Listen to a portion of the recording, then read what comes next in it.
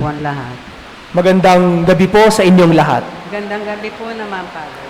Ang tema ng ating ebanghelyo ngayon ay tungkol sa pagbabago ng puso ng isang tao.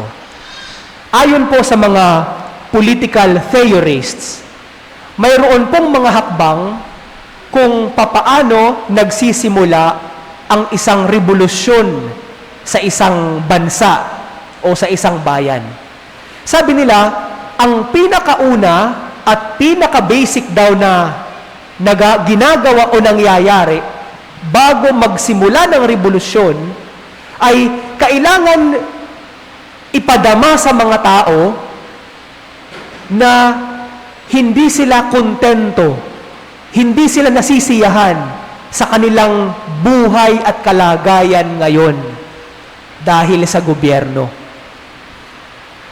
Sabi nila, kailangan makita ng mga tao at maging radikal ang mga tao na makita nila na ang kanilang kalagayan ngayon, sobrang dissatisfied sila.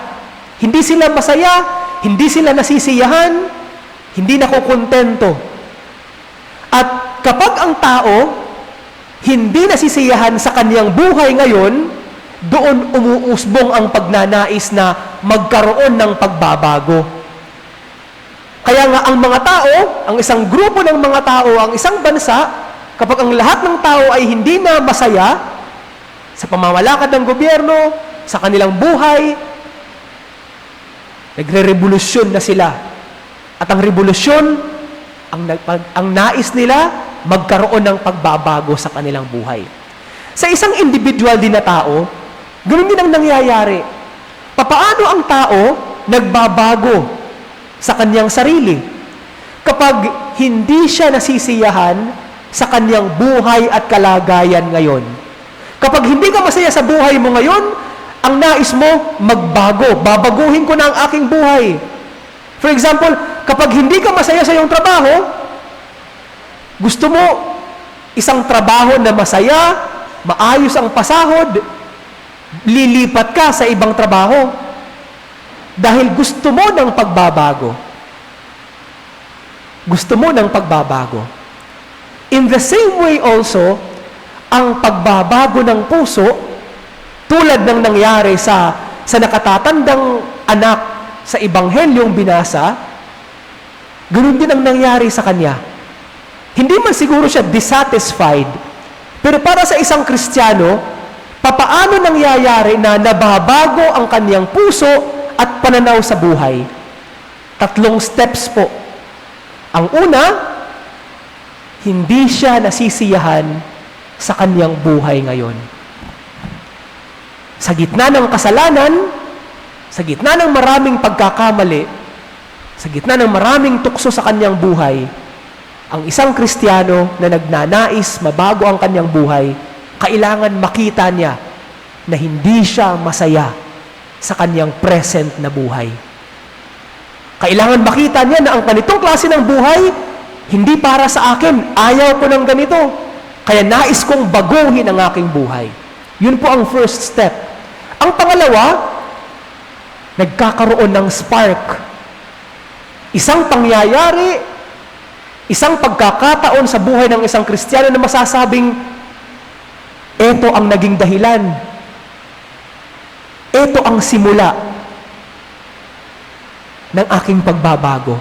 Isang pangyayari siguro sa buhay, nauuntog ang isang tao, may aksidente o trahedyang nangyayari, o di kaya ay napagsasabihan, nakikita niya ang kabuuan ng kanyang buhay mula sa kanyang pagnanais na magbago. Yun po ang second step, ang spark. At ang pangatlo, ang first step. Walang mangyayaring pagbabago kung hanggang isip lang, gusto kong magbago pero natatakot ako. Walang mangyayaring pagbabago. Pagkatapos ng spark o isang pangyayari, ang isang tao, ginagawa niya ang unang hakbang para baguhin ang kanyang buhay. Iniiwasan ang mga bagay, lumalayo sa mga bagay, pangyayari o tao na nagiging dahilan para siya mahulog sa pagkakasala. At sa ating buhay bilang Kristiyano, hindi mo pwedeng sabihin na ngayon sa punto mo ng buhay mo, nabago ka na. Walang ganun. Ang pagbabago para sa isang Kristiyano, natatapos lamang sa ating pagkamatay. Sa ating pagkamatay. Pero habang nasa lupa pa tayo, patuloy ang ating paglalakbay tungo sa pagbabago sa ating sarili. Kaya nga po, tayo dapat hindi tayo nalulungkot, nawawala ng pag-asa na napakawalang kwenta ng buhay ko. Ilang beses na akong nangumpisal, paulit-ulit pa rin ang aking paggawa ng kasalanan. May mga taong ganun. Ang sinasabi nila, papaano ko ba babaguhin ang aking buhay? Habang nasa lupa tayo, mahuhulog at mahuhulog ka sa pagkakasala. Habang nasa lupa tayo at nabubuhay tayo, ang ating buhay ay isang paglalakbay tungo sa pagbabago. Ang ating buhay ay isang paglalakbay tungo sa Diyos. Kaya mga kapatid, ang ebanghelyo ngayon, ang talinghaga tungkol sa dalawang magkapatid ay isang magandang paalala sa atin. Anong klaseng paalala? Marahil siguro sa ating buhay may mga pagkakataon o may iniisip tayo na nais nating gawin pero hindi natin magawa. Isang desisyon na gusto nating gawin pero natatakot tayo. Nahihiya tayo. O wala tayong mahanap na dahilan upang gawin ito o pagdesisyonan ito. Ang ebanghelyo ngayon ay magandang paalala sa atin. Ano ang gagawin mo? Ano ang first step, ang unang hakbang na pwede mong gawin tungo sa pagbabago?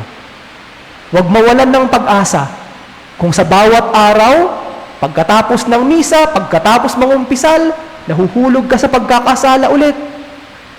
Huwag matakot. Huwag mahiya. Huwag mawalan ng pag-asa. Ang nais lang ng Diyos, gawin natin ang unang hakbang. At sa unang hakbang na ating gagawin tungo sa pagbabago, ito ang nagiging simula ng ating kabanalan. Walang magiging simula kung walang unang hakbang. Pero sa pamamagitan ng unang hakbang, ang ating minimithing kabanalan kasama si Jesus ay mangyayari. Ang nais lamang ni Jesus, magkaroon tayo ng lakas ng loob, ng tibay ng sarili, na naisin sa ating buhay, gusto kong baguhin ang aking ugali, gusto kong baguhin ang aking buhay. Sa papaanong paraan, ano ang unang hakbang na pwede kong gawin?